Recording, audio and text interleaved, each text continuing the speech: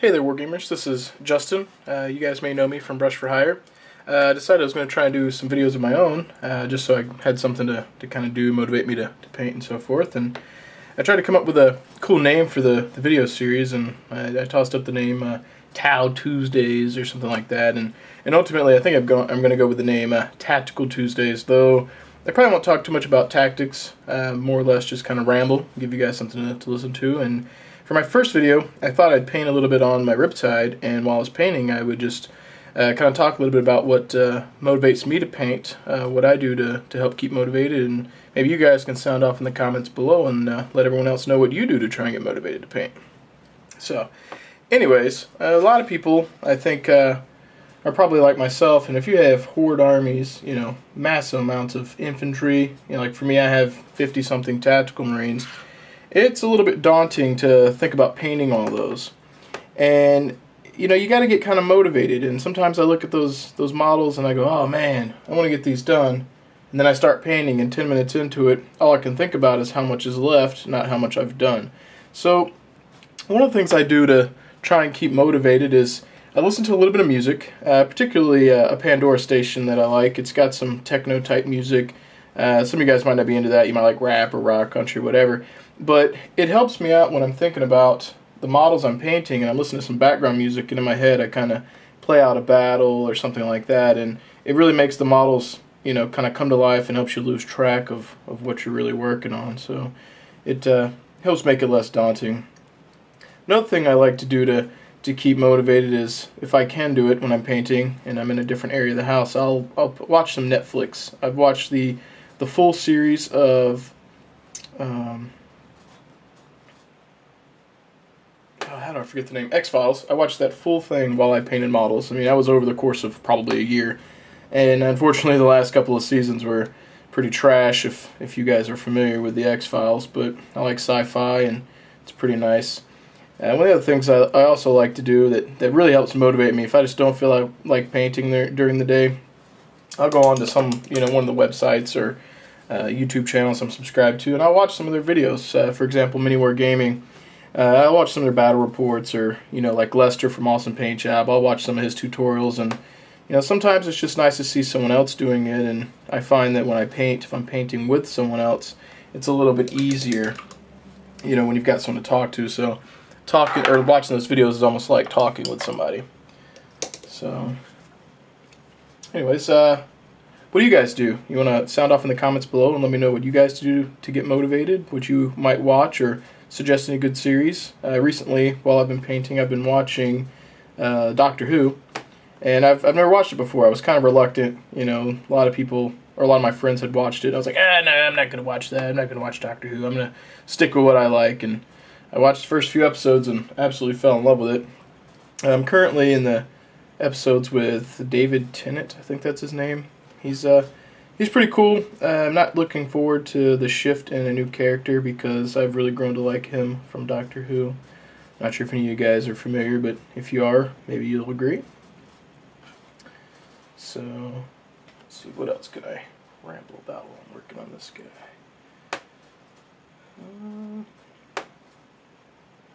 Yeah, I guess it really helps, you know, as I said before, to get motivated when you have someone to paint with. If you've got a friend or something like that wants to sit down and, you know, socialize with you while you're painting, it really helps out. I really enjoy that myself.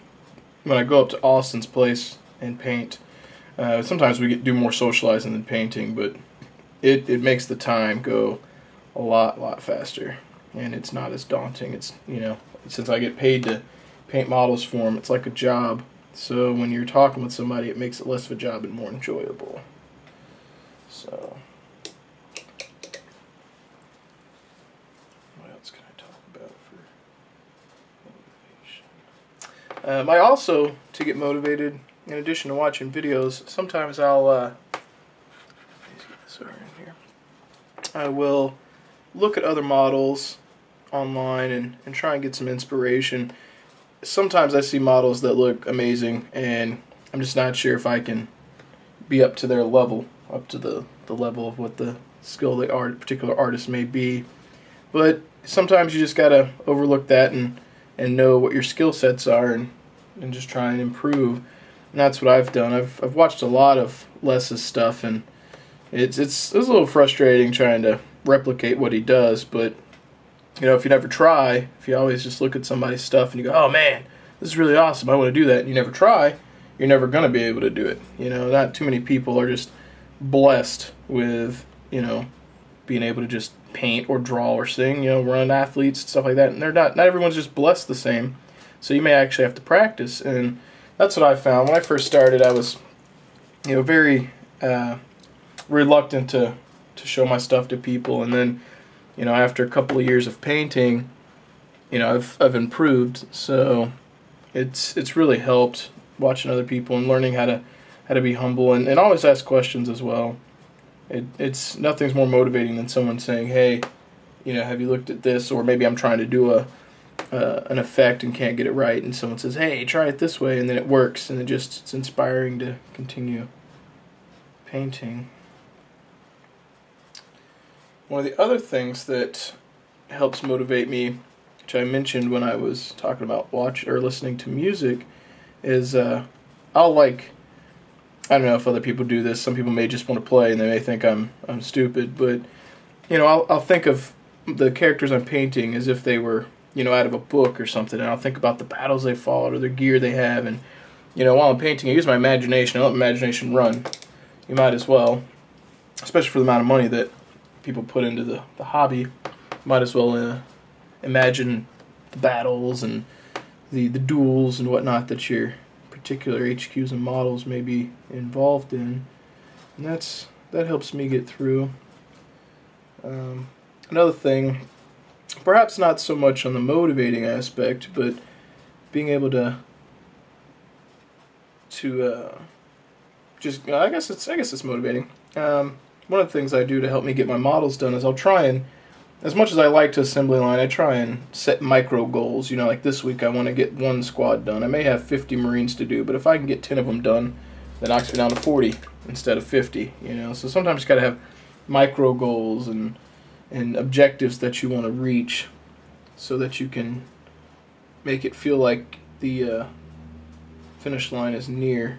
I mean, you guys that play orcs or Tyranids, I sympathize with you, because those horde armies, I mean, or Imperial Guard if you're doing platoons instead of veteran spam, man, it's something else to have to look at, you know, a 50-man platoon squad and know that you've got to paint that and a whole bunch of other stuff.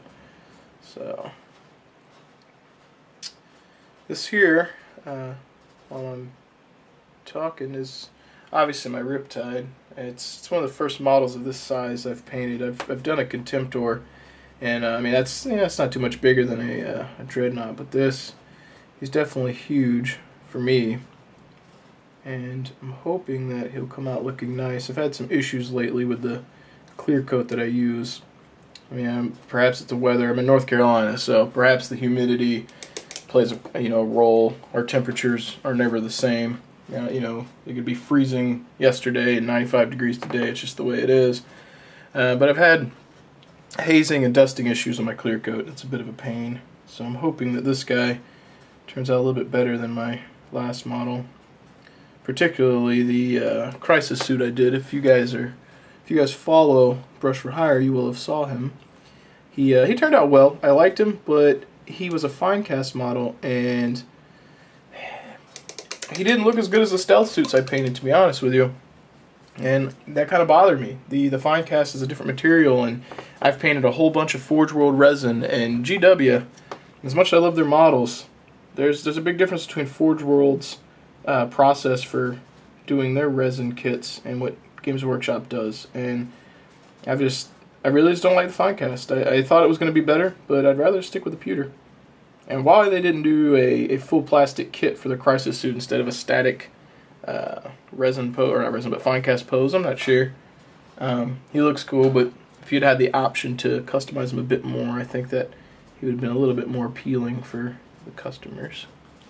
I apologize for you guys not being able to see what I'm working on if you're actually paying attention. His little backpack's kind of in the way of what I'm working on. I'm basically just painting his joint silver. I like the idea that my Tau mechs have like robotic joints and stuff. Some people just paint the joints the same color as the armor, but I like having the silver color. Also, hopefully this little video series I'll work on will improve over time. I think that having someone to talk to while you paint really helps, but if you don't, being able to listen to like a podcast or music really helps, and perhaps the topics that I bring up or ramble about may be some of the same things you guys out there are listening to or thinking about and may enjoy listening. It may almost feel like you're having a conversation, even though it's kind of one way and this was pre-filmed. But I am open to topics if you guys would like me to talk about anything. I'm also open to, you know, showing models, whatever you guys would like to see, or if you'd like me to attempt to show you something that I have done and maybe replicate it, I can try. My video filming skills aren't superb, but I'm willing to try. Let's see what happens.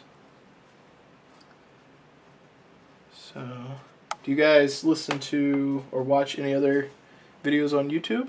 That would be a good topic to comment on below. I watch a lot, as I said before, from Fritz, not Fritz, but I ruined it, from Awesome Paint Job in Leicester and Miniwargaming, but I also watch Fritz a lot. Some of the topics he brings up is stuff that I feel like I'm familiar with, but he's so passionate and excited about the topics that it's really enjoyable to listen to him talk. And I'm really excited. Austin and I have worked on some models for Fritz. It was just basically some Dark Vengeance models, and I cannot wait for them to ship out because I hope that Fritz will do a video review and I will get to hear his response. And I painted a good majority of those models, and I really hope that he's pleased with them, particularly because he's on YouTube all the time with some type of video or tactical video. So I'd like to hear his response and see if he likes the models. And you know, it's nothing helps motivate me more than for somebody to show their appreciation. You know, if somebody says, "Oh, this looks like crap," you know, it's hard to stay motivated. But if somebody says, "Hey, I really like this," you know, it helps reinforce that you're doing a good job. And I guess it's that positive reinforcement aspect of things. Some people are overly critical of others' work, and some people can tactfully give suggestions while still appreciating the value of the work put into painting a model.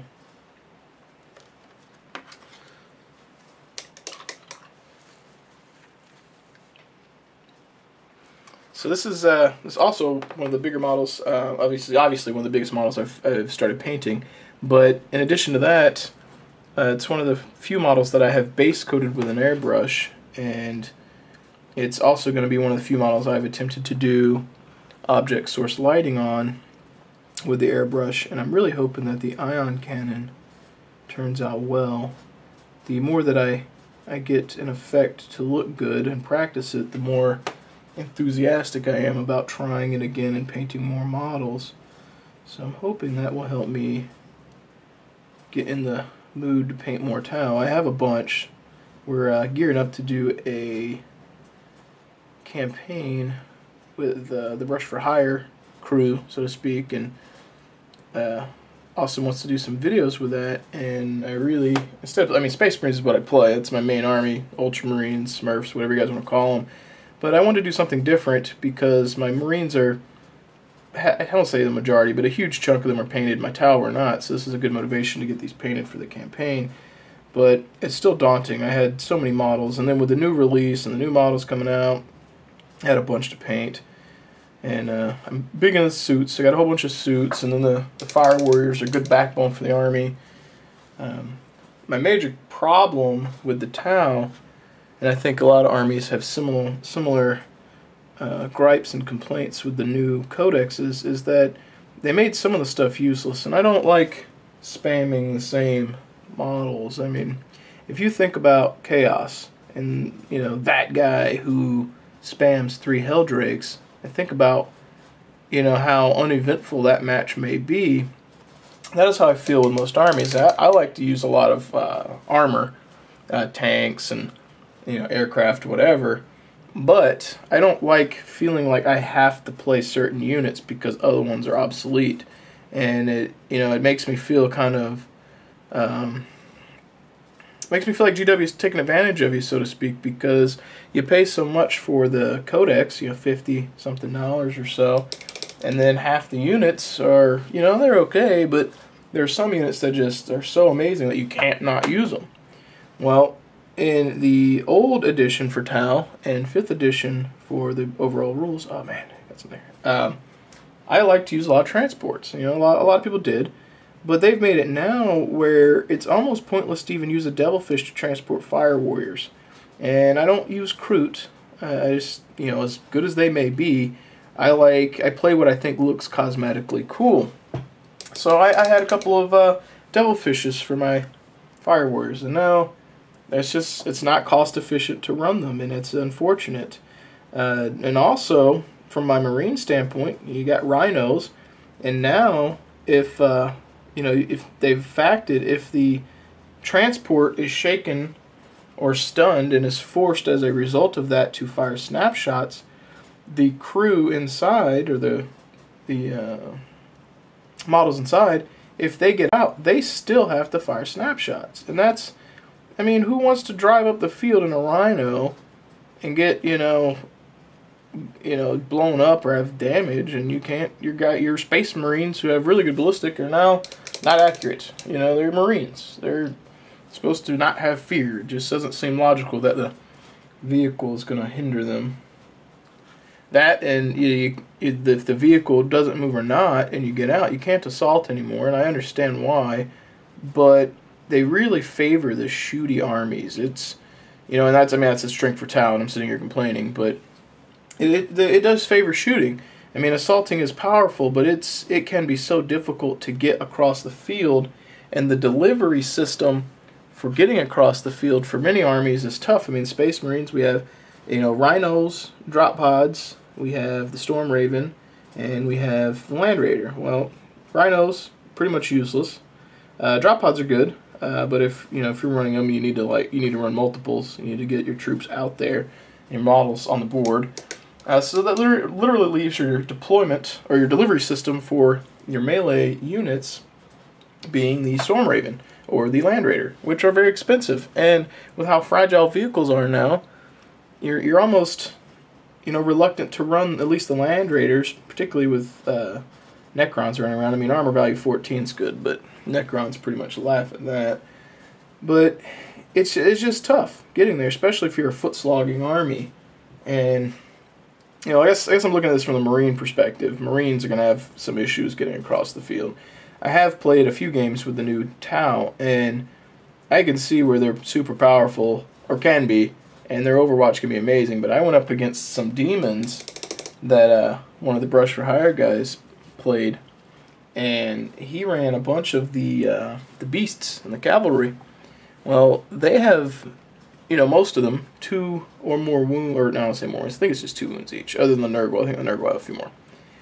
Even with the Tau guns being so high in strength, those models are hard to hurt, and they are dirt cheap to field. And when I played in that game against him, I was outnumbered at least 3-1, and he got across. Turn, I think it was 2, or that might have been 3. I was locked in combat. Even with the Overwatch, with all my Tau castled up, I couldn't do enough damage to stop him from getting in. And that's, that army's fine, I guess, for melee. But that again, is another one of those issues I have where certain units are super powerful. Like Necrons, for example.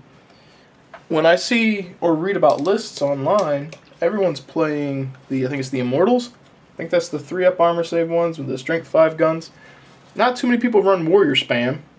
And, why would you when the Immortals are better and, not that much more expensive? Why wouldn't you? And it's just like, why are there units in the book that have no real encouragement to field? And that's what I don't like. I went online and I asked for some suggestions on what I could do, to improve my list, and like I said, I play cosmetically what looks good, and I try to win, which isn't always the best case, but I don't want to play, you know, win at all cost. I want to win and enjoy what I'm playing. So I feel like stealth suits and things like that, and I was basically told that they're a waste of points, don't use them, even though I feel like my paint job was amazing, and I got my stealth field effect really good looking on them. They, you know, the forum, particularly Daka, the guys were, you know, basically like, don't fill these. And it came down to where it's almost like to compete in 40K, people don't have the mentality of let's have fun. They have the mentality of win. And if you can't win to solve the problem, you throw money at it. That's ridiculous. You know, yeah, GW puts out models that are powerful to encourage people to buy them. I mean, look at the Valkyrie or the Vendettas when they came out. No one ran Valkyries, everyone ran Vendettas. The pattern was better. You know, I understand them selling things, but I don't understand why you can't have a fun and still competitive game. You know, if you play that hardcore, and you know you play Imperial Guard and you run the flying parking lot circus, or your Necrons, you run a flying circus. Particularly at the local level, if you play that all the time and you win all the time, and other people have, you know, no chance of winning, and it may not be Flyers, maybe another list that's super powerful. It may have changed since, you know, since I have really played any competitively. But you know, if you play that way and you discourage others from playing because they just get, you know, pardon the term, but raffle stomped, you know, just, oh my god, I lose, or turn one, you know you can't win, or your odds of winning are so low, what's the point? You know, if you discourage someone from playing in the hobby because you win at all costs and they want to have fun, you know, but you're hurting yourself too. Yeah, I have all this money in models myself, and I don't want to feel like, you know, I don't get to play because I played win at all cost and made other people not want to play. You know, for some people, winning's everything. And I play competitively. I'll field what I have, and whatever I field, I will attempt to play to the best of my abilities. But at that same note, some people, you know, they're not playing balls to the wall to win. And, you know, they're trying to have a fun match as well as win. And I do realize there's some people that just, you know, they don't build good lists and they don't have a clue. I understand that. So you can't really penalize the guy who does understand what he's doing, but you know, on that same note, those who do know what they're doing and just field, you know, Vanguard vets, for example, that are completely worthless, but they play them because they want to just have fun, don't penalize them, you know? And that's just, it's frustrating. I enjoy playing so much, and it's just disheartening when other people don't have the same views, or they just only want to win. So, anyways, I think that's probably good for my first video, and, you know, if you guys can take a quick gander at what I've been working on. I hope you enjoyed, and feel free to sound off in the comments below.